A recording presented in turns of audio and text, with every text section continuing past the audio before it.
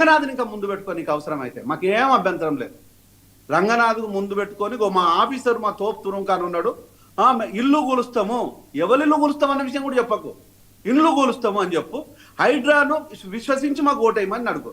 నీకు దమ్ము ధైర్యం ఉంటే, నీ నాయకులకు దమ్ము ధైర్యం ఉంటే, నీ అధికారులకు దమ్ము ధైర్యం ఉంటే ఇంకేం అక్కర్లేదు. ఇది అడిగే దమ్ము నీకు ఎందుకు లేదు? ఉందో లేదో మాకు తెలియదు, ఉందా అని నువ్వు ఉంటే అది చెయ్యి, ఇంకా ఏం అక్కర్లేదు. చెప్పిన ఇంట్రోలో చెప్తున్నది ఏది కూడా ప్రజలు నమ్మటం లేదు, రావటం లేదు, అది మాకు తెలుసు. ఇంకోటి, నిన్న కాక మొన్న చిలక పలుకులు పలికిన రేవంత్ 2 రూపాయల పని కూడా చేయలేదు కాన్స్టిట్యూన్సీ లో.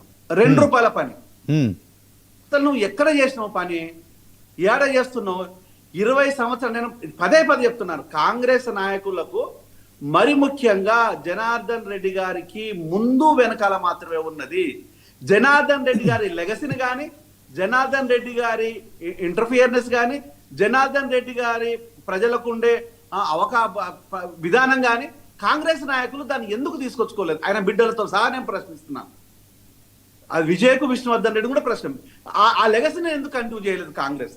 నిజంగా కనుక మీ జనార్దన్ రెడ్డి మీద ప్రేమ ఉండే. కానీ ఒక కుట్రపూరితమైన ప్రకటన ఏం చేసిండంటే, జనార్దన్ రెడ్డిని మన చంద్రబాబు నాయుడిని ఒక్కరినే పొగిడితే బాగుంటుంది అని చెప్పేసి జనార్దన్ రెడ్డిని కలుపుకుంటూ వచ్చి ఉన్నాం. దానికి సిగ్గుపడదాం మనం.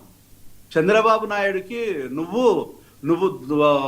సమకాలికుడివా, ఫ్రెండువా, లేకపోతే దోస్తానివా, బాధ్యుడివా, బానిస్వామి అడుగుతలేము.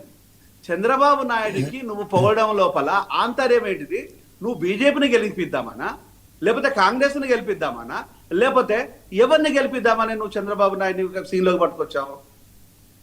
అది మాకు అర్థం కాదు. ఇక్కడ కాంగ్రెస్ అంటే మేము ఏమనుకున్నామంటే, ఇది ఓ ఎస్టీలది కాంగ్రెస్, ఓ ఎస్సీలది కాంగ్రెస్, ఓ బీసీలది కాంగ్రెస్, ఈరోజు మైనారిటీలది కాంగ్రెస్, ఈరోజు పేదలది కాంగ్రెస్ అనుకున్నాం. కానీ ఇదో చంద్రబాబు నాయుడుది కాంగ్రెస్ అనుకో మేము అనుకోవట్లేదు. కానీ ఒకవైపు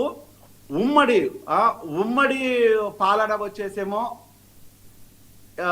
ఏపీలో ఉంటే, ఇక్కడ ఉమ్మడి వ్యక్తుల పాలన వచ్చేసేమో తెలంగాణలో ఉంది. దీన్ని ఏమని చెప్పుదాం?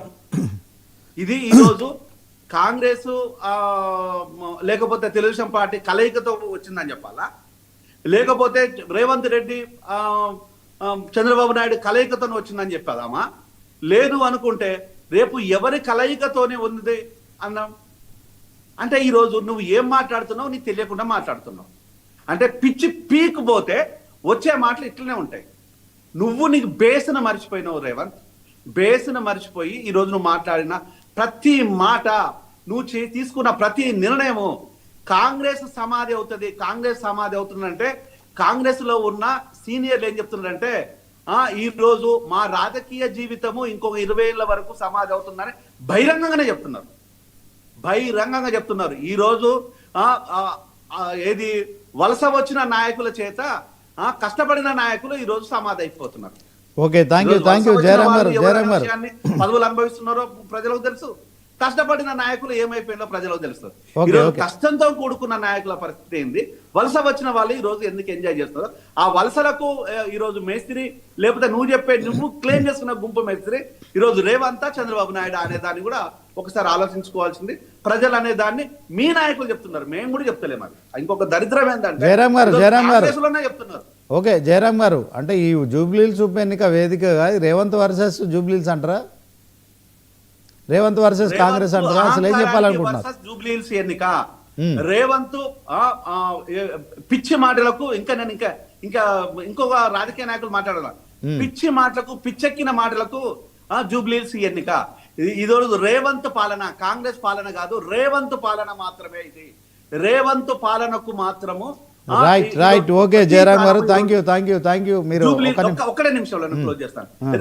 జూబ్లీహిల్స్ ఎన్నిక ఈ రోజు నిజంగా కనుక ఈ జూబ్లీహిల్స్ ఎన్నిక కనుక తలకిందులు అవ్వడం ఖాయం, రేవంత్ పరిస్థితి తలకిందులు అవ్వడం ఖాయము.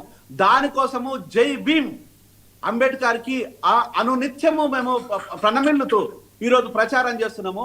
దొంగలను తరిమి కొట్టండి, మోసగాళ్లను తరిమి కొట్టండి, నైవాంచలను తరిమి కొట్టండి, ముసుగేసుకొని ఉన్న నాయకులను తరిమి కొట్టండి. ఈరోజు ప్రజల నుంచి వచ్చిన నాయకులను ఎన్నుకోండి, ప్రజా శ్రేయస్సు కోసం మాట్లాడండి.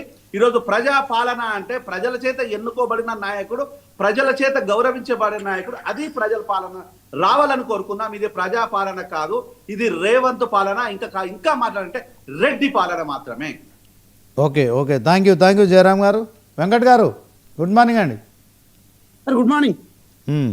ఎట్లా ఉంది సార్ మొత్తానికి పొలిటికల్ అనలిస్ట్ జయరాం గారు? మరి రేవంత్ వర్సెస్ కాంగ్రెస్, రేవంత్ వర్సెస్ జూబ్లీహిల్స్,